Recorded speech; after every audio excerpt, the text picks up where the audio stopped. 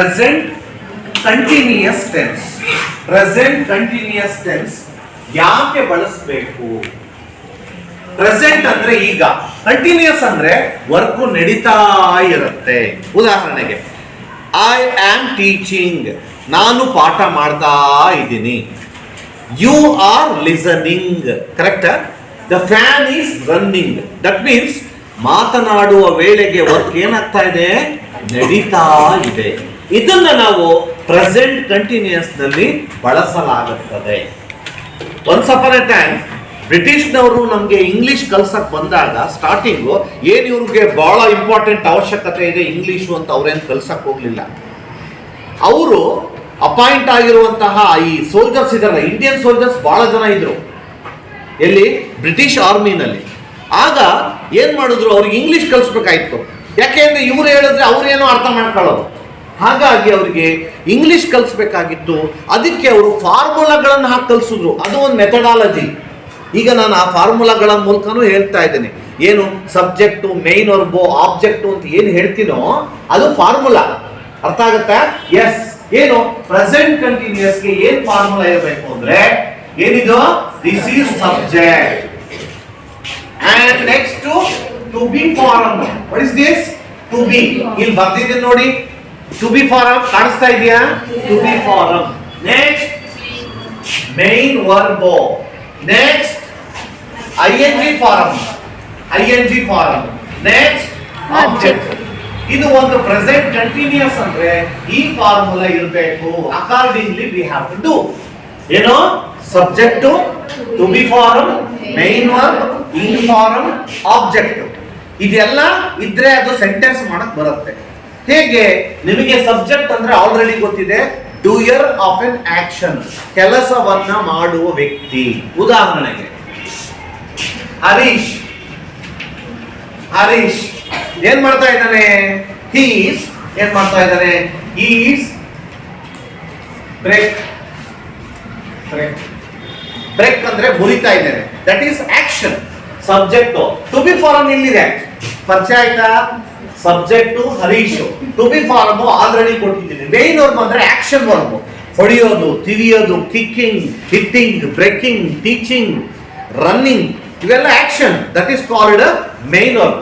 Action object ಅಂದ್ರೆ ಏನು? ಕ್ರಿಯೆಗೆ ಒಳಗಾಗುವ ವ್ಯಕ್ತಿ ಅಥವಾ ವಸ್ತುವನ್ನ ಆಬ್ಜೆಕ್ಟ್ ಅಂತಾರೆ. An action, the person or a thing who receives an action. ಅರ್ಥ ಆಗ್ತಿದ್ಯಾ? ಅಂದ್ರೆ ಕ್ರಿಯೆಯನ್ನ ರಿಸೀವ್ ಮಾಡೋರಿಗೆ ಆಬ್ಜೆಕ್ಟ್ ಅಂತಾರೆ. ಅದು ವಸ್ತು ಆಗಿರ್ಬಹುದು, ವ್ಯಕ್ತಿ ಆಗಿರ್ಬಹುದು. ಸಬ್ಜೆಕ್ಟ್ ಅಂದ್ರೆ ಯಾರು ಕೆಲಸವನ್ನ ಮಾಡುತ್ತಾರೆಯೋ ಅವರನ್ನ, ವ್ಯಕ್ತಿ ಅಥವಾ ವಸ್ತುವನ್ನ ಏನಂತೀವಿ? ಸಬ್ಜೆಕ್ಟ್ ಅಂತೀವಿ. ಹರೀಶ್ ಬ್ರೇಕ್ಸ್ ದ ಬೆಂಚ್ ಅಂತ ಇದೆ. Harish breaks the bench. Harish ಅನ್ನೋದು ಸಬ್ಜೆಕ್ಟ್. ಕಾಣಿಸ್ತಾ ಇದೆಯಾ? ಬ್ರೇಕ್ ಅನ್ನೋದು ಮುರಿಯೋದು ಮೇನ್ ವರ್ಬ್. ಲಿಸ್ಟ್ ಕೊಟ್ಟಿದ್ದೇನೆ. V1 ಫಾರ್ಮ್ ಕೂಡ ಹೌದು, V1 ಅಲ್ಲ, V1. ಆಮೇಲೆ ಇದೇನು? ಆಬ್ಜೆಕ್ಟ್. ಆಬ್ಜೆಕ್ಟ್ ಅಂದ್ರೆ ವಸ್ತು ಅಂತಲ್ಲ, ಇಲ್ಲಿ ಕ್ರಿಯೆಗೆ ಒಳಗಾಗುವ ವ್ಯಕ್ತಿನೂ ಆಗ್ಬಹುದು. ಉದಾಹರಣೆಗೆ ರಾಮ ಕಿಲ್ಡ್ ರಾವಣ. ಕ್ರಿಯೆಗೆ ಒಳಗಾಗಿದ್ದು ರಾವಣ, ಆಬ್ಜೆಕ್ಟ್, ವಸ್ತು ಅಲ್ಲ. ದೇರ್ಫೋರ್ ಸಬ್ಜೆಕ್ಟ್ ಒಂದು ಸಾಮಾನ್ಯವಾಗಿ ಒಂದು ಸೆಂಟೆನ್ಸ್ ಅಂದ್ರೆ ಅಟ್ಲೀಸ್ಟ್ 3 ವಿಷಯಗಳಿರ್ತವೆ. ಏನೇನೋ? Subject, main verb, object. 3 ವಿಷಯಗಳು ಇರ್ತವೆ. ಸರಿ, ಇದು ಯಾವ ಟೆನ್ಸ್ ಅಂದ್ರೆ ಪ್ರೆಸೆಂಟ್ ಸಿಂಪಲ್. Present simple.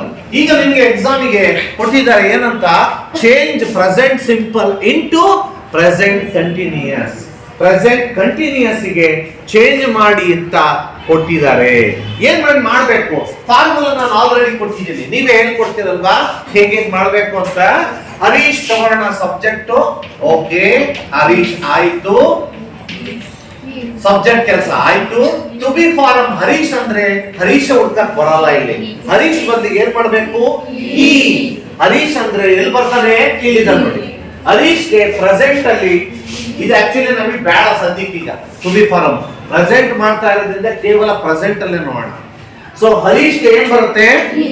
ಪಕ್ಕನ ಇದಕ್ಕೆ ಅರ್ಧ ನಂಬರ್. ಹರೀಶ್ ಈಸ್. ಕೆಲವರು ಏನ್ ಮಾಡ್ತಾರೆ? ಹರೀಶ್ ಅಂದ್ರೆ ಹೀಗೆ ಬರೆದು ಬಿಡ್ತಾರೆ. ನೋ ನೋ ನೋ ನೋ, ಅನುಕೂಲಕ್ಕೆ ಮಾತ್ರ.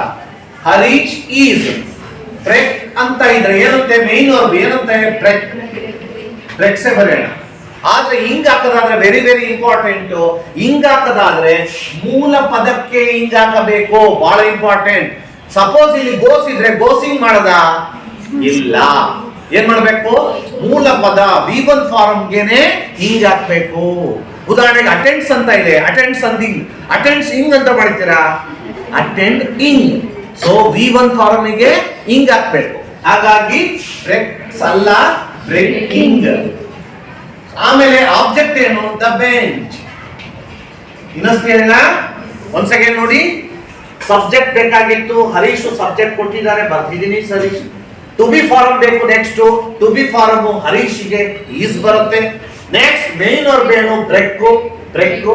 ಅದಕ್ಕೆ ING ಫಾರ್ಮ್ ಹಿಂಗು. ನೆಕ್ಸ್ಟ್ ಆಬ್ಜೆಕ್ಟ್ ಬೇಕು, object the bench, the bench ಬರ್ತಿದ್ದೀನಿ. ಈಗ ಇದೇನಾಯ್ತು? ಪ್ರೆಸೆಂಟ್ ಕಂಟಿನ್ಯೂಸ್ ಆಗಿದೆ. ಈಗ ಕಂಟಿನ್ಯೂಸ್ ಆಗಿದೆ.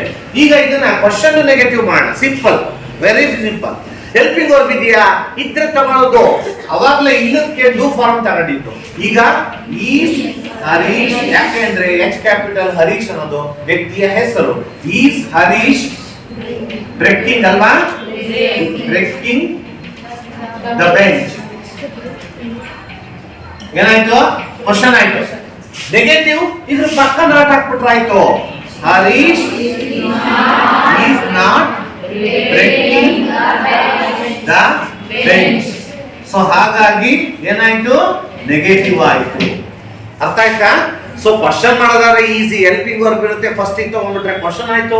ಆ ಹೆಲ್ಪಿಂಗ್ ವರ್ಬ್ ಪಕ್ಕ ನಾಟ್ ಹಾಕಿದ್ರೆ ಏನಾಗುತ್ತೆ? ನೆಗೆಟಿವ್ ಆಗತ್ತೆ. ಈಗ ಇನ್ನೊಂದು ಎಕ್ಸಾಂಪಲ್ ತಗೋಣ.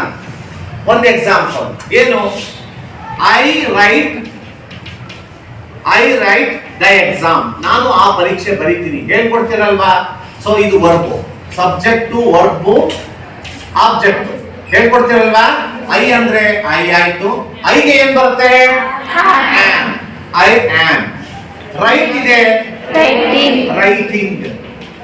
ತಪ್ಪಿಲ್ಲಿ, ತಪ್ಪಿದೆ. ಏನಿದೆ? ಯಾವಾಗ ಈ ಇಂದ ಕೊನೆಗೊಂಡರೆ ಈನ ಬರಿಬಾರ್ದು. ಯಾವುದೇ ಒಂದು ವರ್ಡ್ ಅಲ್ಲಿ, ವರ್ಬ್ ಅಲ್ಲಿ ಈ ಇಂದ ಕೊನೆಗೊಂಡ್ರೆ ಈನ ಬರಿಬಾರ್ದು. ಮತ್ತೇನ್ ಮಾಡ್ಬೇಕು? ಈ ತೆಗೆದು ING ಹಾಕ್ಬೇಕು. ಬಹಳ ಜನ ತಪ್ಪು ಮಾಡ್ತಾರೆ ಇದನ್ನ. ಸೊ ಹಾಗಾಗಿ ಈ ತೆಗಿಬೇಕು. Writing the exam. ಬೇಕಾದ್ರೆ ಬೇರೆ ಕಡೆ ತೋರಿಸ್ತೀನಿ. I travel to America. ಏನ್ ಮಾಡಿ? Change it to present continuous. ಏನ್ ಮಾಡಿ? ಚೇಂಜ್ ಇಂಟು ಏನ್ ಮಾಡಿ? Present continuous. ಎಕ್ಸಾಂಪಲ್ ಕೊಟ್ಟಿದ್ದಾರೆ ನಿಮಗೆ. Change into present continuous. I travel to America. You sit on the bench. The boys run a race. Usha goes to function. Bracket ಅಲ್ಲಿ ಅನ್ನೋದೇನು? Verb ಅಂತ, main verb. ನೀವು ಚೇಂಜ್ ಮಾಡಬೇಕಾಗಿರೋದು important ಅಲ್ಲಿ. ಬಟ್ ಇವೇ example ನಾನು ಕೊಟ್ಟಿದ್ದೀನಿ. ಯಾಕೆಂದ್ರೆ ಸ್ಪೆಷಲ್ ಇದೆ. ಒಂದ್ಸತಿ ಹೇಳ್ತೀನಿ, ತಲೆಯಲ್ಲಿ ಇಟ್ಕೊಳ್ತಿರೋ ತಾನೆ. ಕೆಲವು ವರ್ಬ್ಗಳನ್ನ ಸುಮ್ಮನೆ ಎಲ್ಲಕ್ಕೂ ಹಿಂಗ್ ಹಾಕೋದಲ್ಲ. ಕೆಲವು ಲಾಸ್ಟ್ ಕಾನ್ಸೋನೆಂಟ್ಸ್ ಅನ್ನ ಡಬಲ್ ಮಾಡಬೇಕು. ಪರ್ಟಿಕ್ಯುಲರ್ ಈ ಸ್ಪೆಷಲ್ ಎಕ್ಸಾಂಪಲ್ ಕಾಣಿಸ್ತಾ ಇದೆಯಾ? ಈ ಎಕ್ಸಾಂಪಲ್ ಮಾತ್ರ ಹಿಂಗ್ ಹಾಕೋದಾದ್ರೆ ಏನ್ ಮಾಡ್ಬೇಕು? ಲಾಸ್ಟ್ ವರ್ಡ್ ಅನ್ನ ಡಬಲ್ ಮಾಡ್ಬೇಕು. Double in the sense travelling ಏನ್ ಮಾಡ್ಬೇಕು? ಇಲ್ಲಿ ಇನ್ನೊಂದೆಲ್ಲ ಹಾಕ್ಬೇಕು. ಸಿಟ್ಗೆ ಹಿಂಗ್ ಮಾಡಿದಾರೆ, ಸಿಟ್ಟಿಂಗ್ ಮಾಡಿದಾರೆ ಏನ್ ಮಾಡ್ಬೇಕು? ಇನ್ನೊಂದು ಟಿ ಮಾಡ್ಬೇಕು. ರನ್ನಿಂಗ್ ಇನ್ನೊಂದು ಹಿಂಗ್ ಮಾಡಿದಾರೆ ಏನ್ ಮಾಡ್ಬೇಕು? ಇನ್ನೊಂದು ಎಣ್ಣೆ ಹಾಕ್ಬೇಕು. ಏನಾಗತ್ತೆ? ರನ್ನಿಂಗ್. ಅದೇ ನೀವು ಒಂದೇ ಒಂದು ಹೆಂಗ್ ಬರೆದ್ರೆ, ರನ್ನಿಂಗ್ ಬರೆದ್ರೆ ಸ್ಪೆಲ್ಲಿಂಗ್ ತಪ್ಪದು. ಅರ್ಥ ಆಗ್ತಿದ್ಯಾ? ಇಲ್ಲಿ ಗೋಸ್ ಇದ್ರೆ ಗೋಸಿಂಗ್ ಮಾಡದ ಗೋಯಿಂಗ್. ಉಳಿದಂತೆ ಮಾಮೂಲಿ ಹಂಗೆ ಹಿಂಗ್ ಹಾಕಿದ್ರೆ ಸಾಕು. ಅರ್ಥ ಆಯ್ತೋ ಇಲ್ಲೋ? There are certain rules to be followed while changing into present continuous. ಸುಮ್ನೆ ಎಲ್ಲಕ್ಕೂ ಹಾಕೋದಲ್ಲ ಹಿಂಗು. ಕೆಲವು ನಾವು ಸ್ಪೆಷಲ್ ಆಗಿರೋದು ಬರ್ದಿದ್ದೀನಿ. ಮಾಡೋಣ ಈಗ ಇದನ್ನ. Yes, let us take I travel to ಏನಿದೆ ಮಾಡೋಣ. I travel to America. ಹೇಳ್ಕೊಡ್ತೀರಲ್ವಾ? ಐಗೆ ಏನ್ ಬರುತ್ತೆ? To be form. ಟ್ರಾವೆಲ್ ಇದ್ದು ಹಿಂಗ್ ಮಾಡೋದಾದ್ರೆ ಏನ್ ಮಾಡ್ಬೇಕು? ಇನ್ನೊಂದು ಎಲ್ಲ ಹಾಕೊಂಡು ಮಾಡ್ಬೇಕು. Travelling to America. ಇದನ್ನ ಕ್ವಶನ್ ಮಾಡೋದಾದ್ರೆ ಏನ್ ಮಾಡ್ಬೋದು? Travelling to America. ಅಮೇರಿಕಾ. ಏನಾಯ್ತು ಈಗ? ಕ್ವಶನ್ ಆಯ್ತು. ನೆಗೆಟಿವ್ ಮಾಡೋಣ. ಐಗೆ I am not travelling to America. ಏನಾಯ್ತು ಇದು? ನೆಗೆಟಿವ್ ಆಯ್ತು. ಸರಿ, ಮುಗೀತು ಒಂದು. ಎರಡನೇದೇನಿದೆ? You sit on the bench. You sit on the bench. ಇದು ಯಾವ ಟೆನ್ಸ್ ಇದೆ ಗೊತ್ತಾ? ಪ್ರೆಸೆಂಟ್ ಸಿಂಪಲ್ ಇದೆ. ಕಂಟಿನ್ಯೂಸ್ ಆದ್ರೆ ಏನ್ ಮಾಡಬೇಕು? ಯುಗೆ ಏನ್ ಬರುತ್ತೆ? ಟು ಬಿ ಫಾರಂ ಹಾಕಿದ್ರೆ ಯಾವ್ದೆ? Are. A R E you are. ಆಮೇಲೆ ಸಿಟ್ ಗೆ ಏನು? ಸಿಟಿಂಗ್. ನೀವು ಸಿಟ್ಟಿಂಗ್ ಹೇಳ್ಬಿಡ್ತೀರಾ, ಏನ್ ಮಾಡ್ಬೇಕಲ್ಲಿ?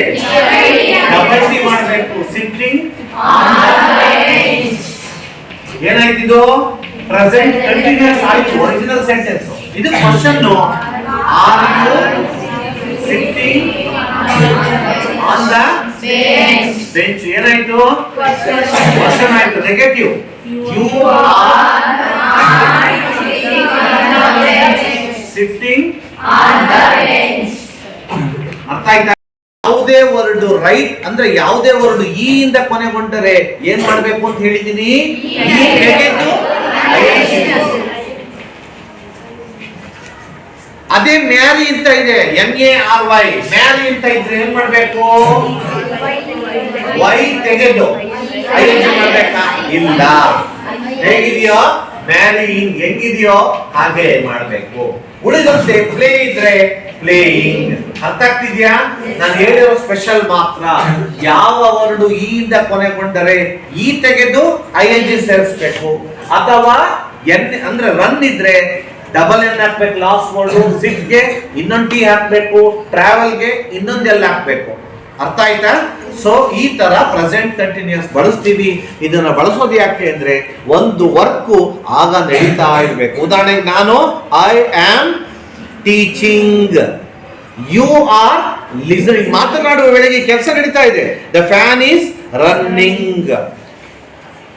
People are walking, students are making noise. ಅವೆಲ್ಲ ಏನ್ ತೋರಿಸುತ್ತೆ? ಅಟ್ ಪ್ರೆಸೆಂಟ್ ಅಲ್ಲಿ ವರ್ಕ್ ನಡೀತಾ ಇದೆ ಅನ್ನೋದನ್ನ ಸೂಚಿಸುತ್ತೆ. ಅದಕ್ಕೆ ಇನ್ನೂ ಬೇರೆ ರೂಲ್ಸ್ ಗಳಿದಾವೆ, ಸದ್ಯಕ್ಕೆ ಇಷ್ಟು ತಿಳ್ಕೊಳ್ಳಿ. ಓಕೆ.